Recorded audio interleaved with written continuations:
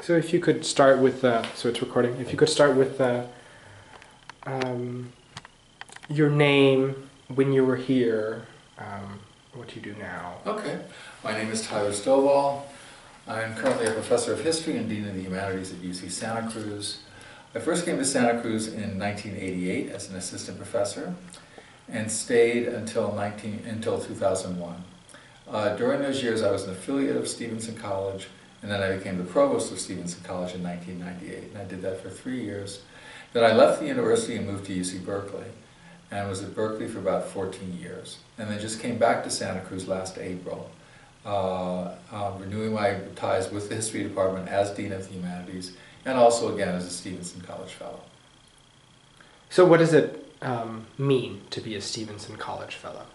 Sort of depends on what you make it. When I first came to Santa Cruz in 1988, the university was in a period of transition. When the university was first created, it tried to move away from the traditional departmental structure and to have more intellectual and academic life located in the colleges. That was in the 1960s. By the time I arrived in 1988, that was changing. So that to be a Stevenson Fellow didn't mean a lot, frankly, unless one chose to do so. Colleges had lost the ability to make Senate faculty appointments, for example, or vote on tenure and promotion cases for Senate faculty.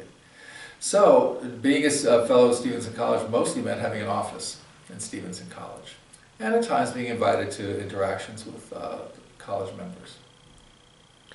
So what did you do? What were your duties as provost?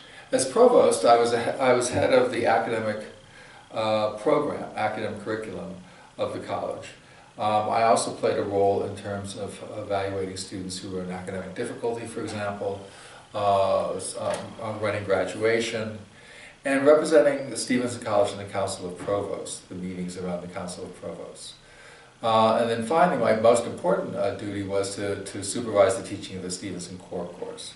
When I was provost, the Stevenson Core course was still a 3-quarter course, so a full year long. So it was my job to set the curriculum and hire the instructors and organize the class. I also, each year I was a provost, I taught a section of Stevenson Core. So that was probably my most important responsibility as provost.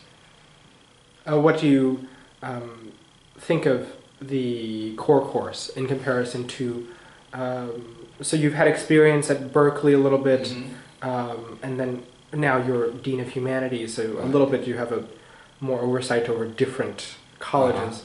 How do you feel in regards to the Stevenson? Okay, well, one thing I should say is, as Dean of the Humanities, I don't really have oversight over the colleges, because those report directly to the Vice Provost or Dean of Undergraduate Education. I always liked the core course. In fact, I was sorry to hear when I came back to Santa Cruz that it's now only a 2-quarter core, because I thought having a full year for entering students was a wonderful, not just intellectual experience, but also a real bonding experience. I remember having one student at Berkeley saying he had friends here at Santa Cruz and was very sorry that Berkeley didn't have that same kind of core experience for its first-year students. So I thought it was very valuable. What of a selection of texts? Were there any texts that stood out to you? Do you remember any of the texts that were assigned? Sure, I mean, I remember a lot of them. The way the core course worked in those days was the first quarter was mostly devoted to sort of ancient and canonical texts, like the Old Testament, the New Testament, the Quran, the Bhagavad Gita, other great texts like that. And it was interesting because I ended up, 2 out of the 3 years I taught core, I taught fall quarter, which was interesting because my specialty as a historian is in the modern period. And I'd never really had to read the Bible critically, for example, until teaching that course. So those are some of the texts we read in the fall quarter.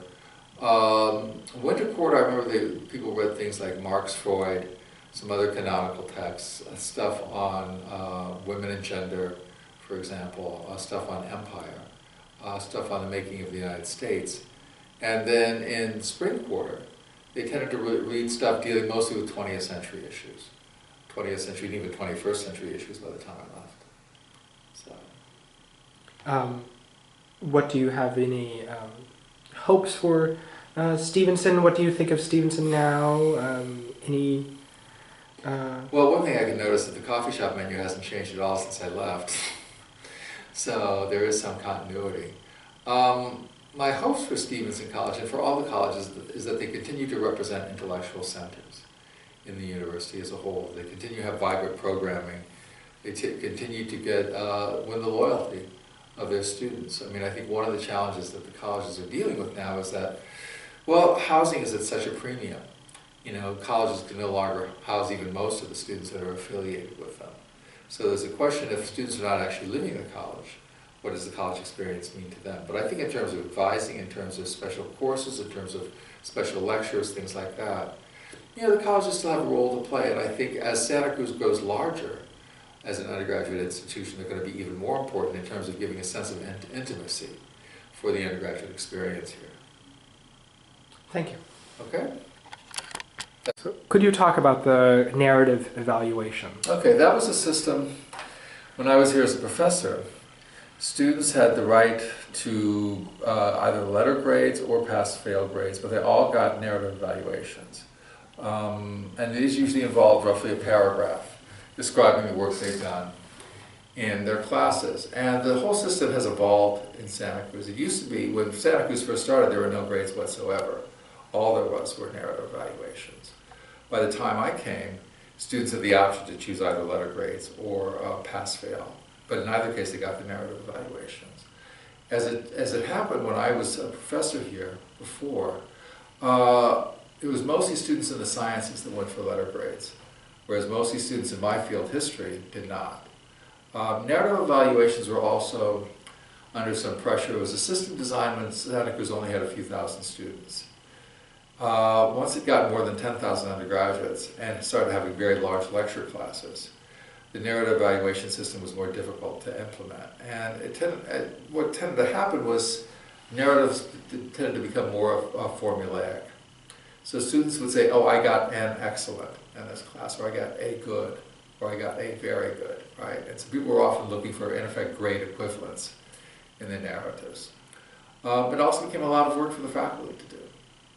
And then finally, part of the strange thing about having a system of both grades and narrative evaluations was, what if they didn't jive with each other? What if they tended to contradict each other, which often happened?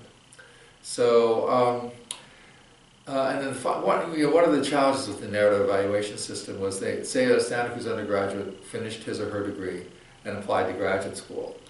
The packet that went forth as part of graduate application would include pages and pages and pages of narrative evaluations as opposed to just a grade point average, which became rather sort of, challenging for admissions committees at other institutions to want to have to deal with. On the other hand, it did give a sort of more precise image of how the student was doing across their career. So it was, sort of good sides and bad sides to it. But I think the main thing was that as Santa Cruz became larger, as it moved more and more away from being what we used to call UC Oberlin, it was increasingly an untenable system. So, do you have any stories about narrative evaluations? Any students that complained to you or stood out particularly in your evaluation?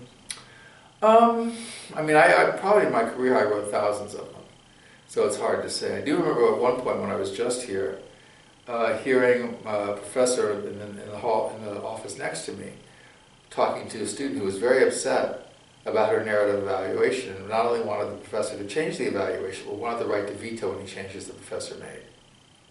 And I thought, this is out of control. So, but people really did seem to think of them as like pseudo grades. Do you think they were meant to be? I don't know if they were meant to be. I think that often happened. I think originally they were not meant to be. But if you're in a situation where students are going to be evaluated based on the performance of those evaluations, are going to have implications for where they get to graduate school, what kinds of jobs they get. In other words, all kinds of rewards. Then in fact they are going to be transformed into grades. If you're going to evaluate people, and those evaluations have real consequences in the real world, then people are going to look at that. So what if when you went to Berkeley, and I don't believe they had narrative evaluations. No, not so at all. what, was it a shock? Was it a relief? Was there some, as a professor, how did you react to that?